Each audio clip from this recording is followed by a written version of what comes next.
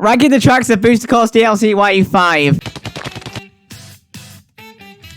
In general, the tour tracks have gotten better in each wave. I sadly cannot say that for Los Angeles Labs, as there are several long stretches where nothing interesting is happening. There's a couple of memorable sections, such as the glide over the stadium, and the construction site avoiding being crushed to death, probably by unpaid workers, but it's just not enough for me. The Super Circuit tracks have always been amongst the most improved from the original, and Sunset Wilds is definitely no exception to that.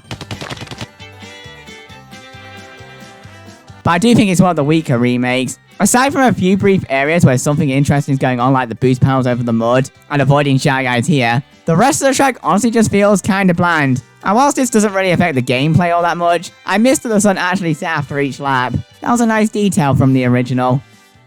Oh hey, it's the second Canadian course of the Booster Course Pass. For starters, I love how this track looks. Similar to Singapore Speedway, the bright lights against the night sky looks absolutely beautiful. I think this is the first real-world track to use the anti-gravity, and you get a drive through an ice rink. Although I feel bad for the Shy Guys, like, can you imagine just enjoying your ice skating and then a bike just comes driving through? It stays me at the bottom though, because the final lap is kinda boring, but the positives outweigh the negatives here. When this track first got released in Mario Kart Tour, I heard it was one of the better tracks, and I can absolutely agree with that.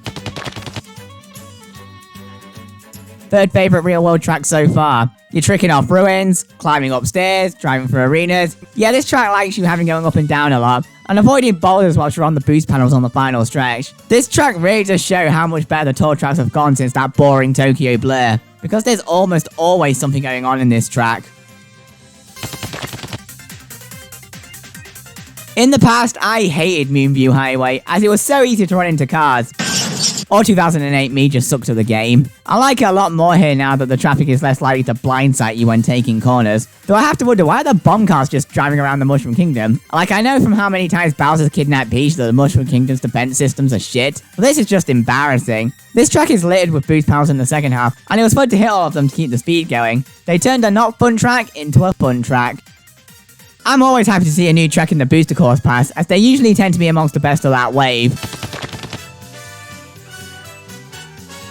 I'm not sure whose idea it was to have a track take place in a bathroom, but they really go all out with the idea. Tricking off bath bombs in a bathtub, going inside the pipes with the water flow pushing you. Wait, hang on, this track is called Squeaky Clean Sprint, and this place looks pretty filthy to me. And tricking off the gushing toilet to reach the shortcut. Hey, okay, that's just minging. Wish they could follow that. All of a surprisingly good song playing. It's an interesting idea for a track that was well executed. Hopefully we get another original track in the final wave.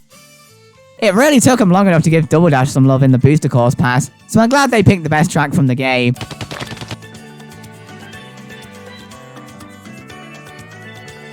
You start off the track on the top of the ship, taking a dip into a pool, but the highlights of this track are on the main deck. Driving through a restaurant with tables constantly swaying from side to side, clearly these guys are enjoying it. And then my favourite part going down here before boosting up out here. It's really satisfying to pull off. I can now enjoy this track without sliding all over the damn place. On a side note, I do think we need 2 Double Dash tracks in the final wave. It was actually a tough call between these top 2, which wasn't surprising given they were my favourite tracks from their respective games.